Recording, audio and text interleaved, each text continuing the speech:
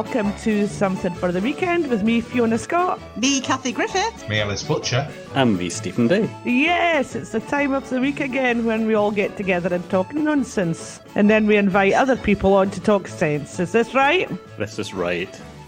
Sounds about right. Can I talk nonsense? I just like a bit of nonsense on a Friday morning. I'm stunned that you're actually asking, Kathie. I'm being polite. I was brought up well, you know. So, how is everybody this week? Yeah, good. Feeling festive. We're all feeling festive. Right. From Ellis's hat, which you will see in the little picture, he's incredibly festive. He is. He just needs the face to match it. I'm going to get my face. I'm going to get my glitter pot out and my face paint. And if I was allowed to come round and knock on your door without COVID, I would do. So you might have to do it yourself, Ellis. I might drop the paints off. Drop the paints off and the glitter on your doorstep. There you go. But I think Fiona and I are looking particularly festive as well, aren't we? I mean, we put a lot of effort into these hats. Yeah. Have a look at the picture, folks. Well, I actually did have mine on for the picture, but it is too early, guys. Am I the only one that thinks it's too early? Not too early for Christmas? Yeah. Is it ever too early for... Yes, of course it is too early for Christmas. Do you know, I think people are starting early because there's been a lot of stuff on Facebook and people I've been chatting to, and there are some lights going up, you know. I mean, the Oban lights are up. The first of the lights were switched on last night in town. But, you know, I think people are just thinking, oh, blow it, let's just crack on with Christmas because we're going to have to make a bit of merriment. So I think Christmas is starting early this year, folks. I must admit, I was driving home on Wednesday night and I was listening to Drive Time on Oban FM, as always, and Campbell Cameron was on, and he played a couple of Christmas tunes. And I had to kind of think to myself... Hang on, let me guess. Now, what would they have been? Oh, was it the Pogues? No, it wasn't. Ooh. No. Was it Noddy Chap? Yes, it was. It was Noddy Holder. Yay! And there was also a musical one that he played that was absolutely brilliant. I'll have to ask him why it was, because it was played in trance style, but it was all the Christmas favourites like Jingle Bells and, you know, but it was lovely. I'd say my foot was tapping, but I was driving the car at the time, so I better not say that. You keep it off the accelerator.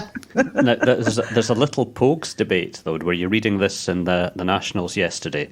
That Radio 1 are going to be playing the amended lyrics version, as they don't think their readership or their listenership will understand or appreciate the original lyrics and might be offended by them. But Radio 2 and 6 are allowed to play the original at their own discretion.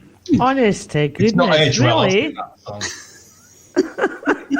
Guess the word. It comes up every year as the most listened to or the favourite or in the top 5 Christmas song ever. Hey, how about Pete and Diesel's version? That's a good version of it, isn't it? Now, I think I heard that once. I'm not commenting. Oh, okay. Anyway, dear listeners, go listen to it for yourselves and let us know what you prefer, the original or Pete and Diesel's. There we go. What's on our list? What's on our list for discussion this week, Fee? I was just going to speak about, and it's not local, but I'm sure everybody local or a lot of local people will be watching it. I'm a Celebrity, Get Me Out of Here. Who's been watching that this season? Stevie's face. Oh. I've had to watch it because my daughter's watching it. So, yeah, but actually, you know, you do get into it. I've always turned my nose up at it before, but it does sort of hook you, to be honest. I've watched it from the start, and I don't usually watch trash TV, but to me, and especially this year, it's a sign that Christmas isn't quite here yet, but it's coming. And I just think they make a really good job of it. It's really funny just watching people do silly things. They're not in Australia this time, are they? No, they're in Wales, and well done ITV or whoever the makers are, because they've really made a brilliant job at trying to recreate the same kind of things that we're familiar with it in Wales, obviously, where it's freezing cold in usually lashing down at this time of year. So how does it work bringing whatever households together, 12 households together in a time of COVID? I'm presuming that they've bubbled before they went in, because when they met up on Sunday night, they were all hugging and they were all saying how great it was to hug somebody again. So I think this is just because they're, for the duration of this, they're living as a family. Right. So they'll all have been tested and whatnot before they went into this bubble.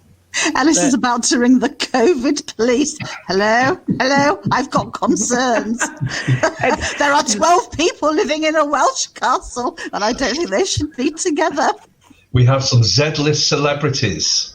Ooh, careful. Don't you call Sir Mo Farrow Z-list? Sir Mo Farrow, how dare you? Could I call in a COVID swap strike? Shall we move swiftly on? Please. Shall we have a little bit of Panto chat? So good news, and I think we mentioned this last week, that we will have Panto in Oban. The wonderful people from Spotlight Musical Theatre Company have teamed up with the Phoenix Cinema, and they're going to be screening a few shows, 3 shows actually, of their 2015 Puss in Boots Panto. So I caught up with the wonderful Kevin Baker. That's a private joke, folks. You don't need to know. So, yeah, the wonderful Kevin Baker from the company. And he was telling me all about the Panto and what you can expect. So listen in. Kevin, you've got some glad tidings for us in the run-up to Christmas. I have, Kathie. We're going to have a Panto. Don't get overly excited. It's not actually live. It's a screened version of the Panto we put on in 2015 in the Corran Halls. And it's Puss in Boots. If we can't have a live Panto, at least we can do something to get the Christmas spirit into these dark times. How fabulous. So tell us a little bit about how you're going to do it and when we can see it. Okay. The idea came about because, bizarrely, my youngest son, who is not a Spotlight devotee or member, suggested it, took it to the committee, and we decided we'd try and run with it. We approached Ben Crocker, who wrote the Panto, and he's issued us with a license to perform. And it's going to happen on the 12th and the 13th of December. I'll give you the times in a bit. So, it's not going to be live Panto, but what we are going to try and do maybe, hopefully, is get some people in costume that'll be acting as ushers and cheerleaders at the cinema. And that will give a bit more atmosphere. We were able to film this originally because we'd bought a license to film it for our own usage, so we could kind of critique our own performances and things. And Steevie Day had edited it together rather well, and we thought this will work. This will work on screen for a public showing. As I say, it's not going to be live Panto, but it's the best we can do under the circumstances. And we don't want the Grinch that is COVID to completely steal our Christmas. Oh, well done you. Well done you. Should we give you 3 cheers now, or should we save that for the screening? Well, okay. Send a check. Wishful thinking there. But tickets are going to go on sale soon. Now, will they go up on the Phoenix Cinemas website? Yeah, that's the only way you're going to be able to buy them. So we're taking no money out of this at all. Where all Spotlight get out of this is a warm, fuzzy feeling. And the cinema is only charging £2 a head, £2 per ticket. And if we're lucky, that'll cover their costs. I think the tickets may go on sale before this is broadcast. So look on the Phoenix website. And I've got to thank Jenny at the Phoenix for wholeheartedly embracing this idea. We're both organisations that are heavily community-based. We support them and they support us, and hopefully we all support the community and the community will support us. Now, these tickets, like you say, they're £2 each, but obviously COVID and social distancing and all of that is very much in your minds, and you've got a bit of a plan to try and pack in as many people as you can into each screening. So how could that work? Absolutely. Well, the cinema is operating a dynamic ticketing system for social distancing. So as soon as a ticket is allocated, then a safe distance around that ticket or tickets is out of bounds for the next purchaser, as it were. So ideally, what we would like, because that will give the opportunity for more children to see it, is one adult to take several under 12s. And then they will be a party, and then, so there might be a party of 5 or 6 there as opposed to a party of 2. And then we only need to social distance around that. And obviously, we want to maximize the chance for as many people as possible to see it. And obviously, it's for children. That's the beauty of Panto. That's what Panto is about. It gets them in the spirit for Christmas. And certainly this year, it's really important that we all do as much as we can to support that happening for the young ones. Absolutely. And those screenings, it's going to be on a Saturday and a Sunday. We said it's the 12th and the 13th of December. And there's one screening on the Saturday at... Yeah, that's at 2:30. 2:30 on Saturday. And the 2 screenings on Sunday the 13th are 1 p.m. and 4:30. So you'll still be home for tea. It actually runs about 2 hours, 20 minutes, 2.5 hours maximum, just so you can plan your meal times. Fabulous. And dig out your sparkly best Panto gear to put on. Absolutely. I will be wearing a sparkly frock myself, and hopefully lots of people in the cast will be there to help the atmosphere along. Now, there's a couple of people who won't be there from the original cast. You were telling me about them when we were chatting earlier. So, now Pantos, love can bloom, can't it, on the old stage? Well, in fairness, it had. I don't know whether it already bloomed or not. In fairness, my daughter played Silent Puss. Kathie played Silent Puss, and the 2 village idiots were myself and a chap called John Robinson. And my daughter Kathie is now Mrs. Robinson, and they won't be here because they've emigrated to South Korea. So they're in South Korea. And bizarrely, we are not able to perform, but they have joined a musical theatre group and are doing a performance on the 12th of December as well in South Korea. There we go. The Panto spirit continues, even miles away. The magic. It's a magic time of year, isn't it? And thank you so much, you and the folks at the Phoenix Cinema, for making sure we get a bit of Panto into our lives this Christmas. Yeah, if I can just say that Stevie's done a little bit of edit. One of the bizarre things that we're not able to do on the Panto is we can't encourage community singing, because community singing is not allowed in these. Boo! So I had to get that in. Stevie's edited the community song out. Boo! Sorry. I know. And Ellis put together a great kind of marketing package, and please try and distribute that. If you get it on Facebook or something, pass it on, because we want to make sure that we can get as many people into these 3 performances as is humanly possible. It's going to be fabulous. The show will go on despite COVID. Fabulous. Sorry we can't do anything live, but we're doing what we can. Well, let's look forward to next year as well. Yes, let's hope we can. Thanks very much, Kevin. Bye-bye now. Okay. Bye-bye, Kathie. Yay. Well, there we go. It sounds brilliant, and you've got to watch the trailer. You must watch the trailer. It's fabulous. How do we see the trailer? Every day is a maestro. You can look go onto our website and you'll see it. It's attached to a story that we're running, and I'm sure it's also on Spotlight's Facebook, Steevie? Yeah, if you go to facebook.com/spotlightmtg, you will find it there as well. I think it's superb that you've got to watch it. I think it's superb they're making an effort this year to do something on behalf of the community, because it would be dead easy in this day and age to say, oh no, we're not doing anything this time and we can't do it. And they've actually really rolled out the barrel, as it were.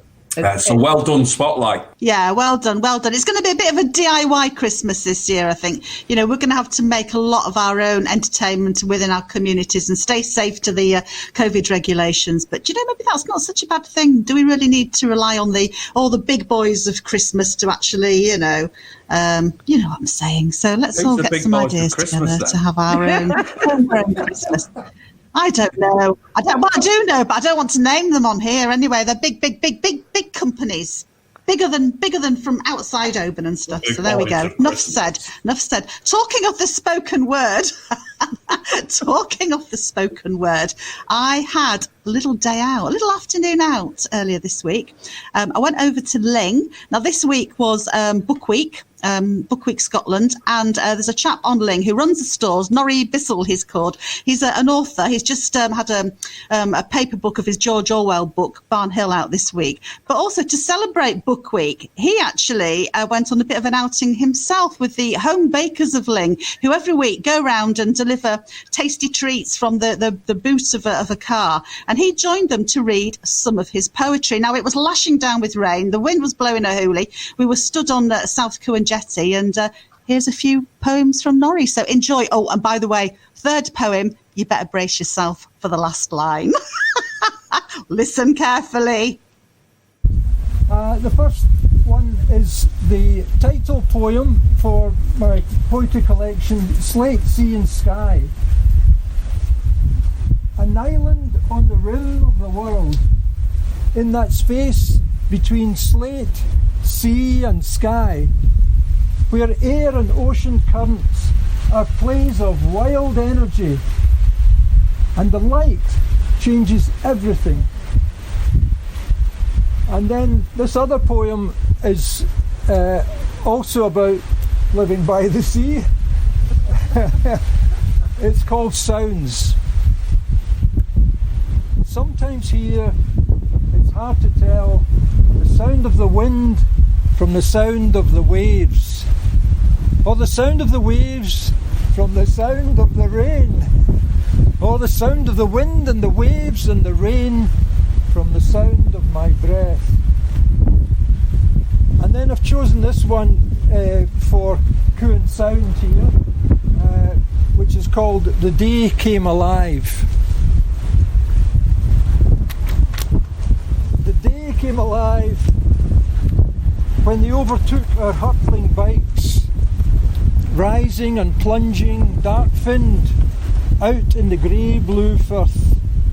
6 of them heading north to the bay at Port Mary, where first one, then another, jumped 10 feet in the air in exultant Cetacean delight. We rushed to Cuin Sound to see them race a trawler, dive at its bow with the current, and play in the shallows to wait for the ferry to cross, with folk dangling over the side and the ferryman joining in, then swim back and forth in sheer exhilaration. That night we made love with the exuberance of dolphins. Well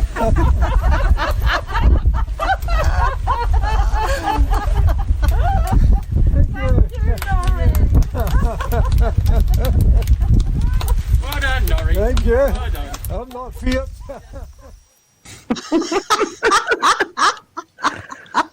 Oh, do you know what? It was just such a joyous occasion. It was lovely. We were all huddled. Well, actually, we weren't huddled because we were keeping social distance, of course, but we were all on the jetty at South Cuin. And so the weather was just like chucking everything it had at us.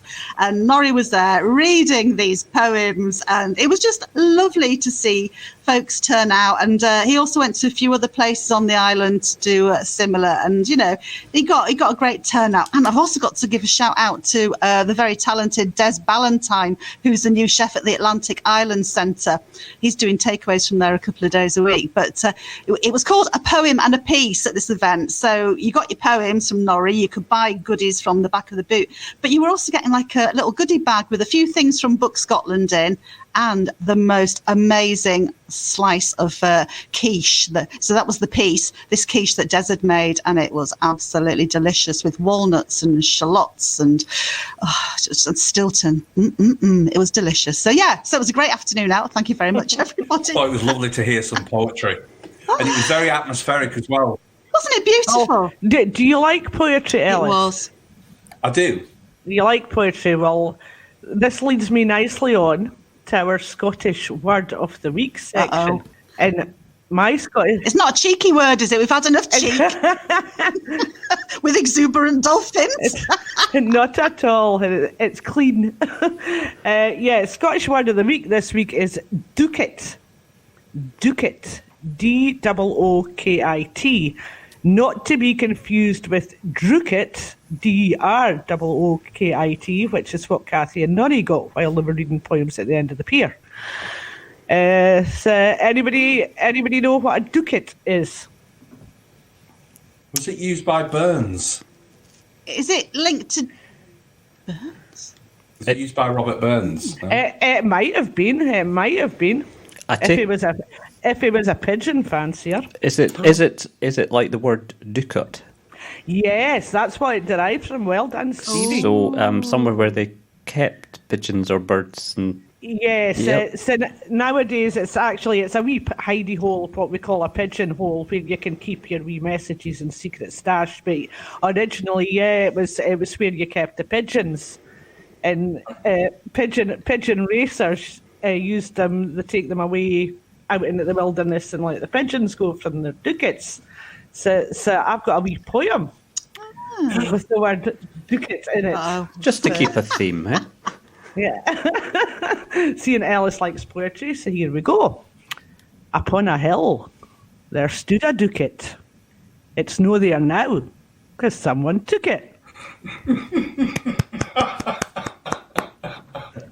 Say it. Did you write that yourself? The wee short one. No. I think one of my grandparents used to say that to me. Absolutely brilliant. What a fantastic show this has been this week. We're very cultural this week. Very cultural. We are. Apart from I'm a celebrity. Cultural folks. We've got to lower the tone at some point. Gotta have something for everybody. Something for everybody. Something for the weekend and something for everybody. Well, talking about something from everybody as well. You remember Michaela from Germany last week? We gave her a shout out because she was our one overseas supporter, but now we've got another one, and I just got a message from Joanne Hegney, who stays in Esk in Queensland, Australia, and Joanne wanted to say hi to our family and friends in our old hometown. Oh, so there we go. How lovely! It was. It's lovely to hear from these people, and of course. Good day. G'day, Joanne. Great to hear from Joanne, and anybody else that wants to write in and let us know, you can do that at somethingfortheweekend@obantimes.co.uk, or you can put a message on the Facebook. Do you know what? Maybe we could have a few sort of like Christmas greetings from across the miles, folks. Maybe people could send something in if you're listening from abroad in the run up to Christmas. Yeah, it'd be nice to hear from you. Maybe we can sort of pass on a few greetings.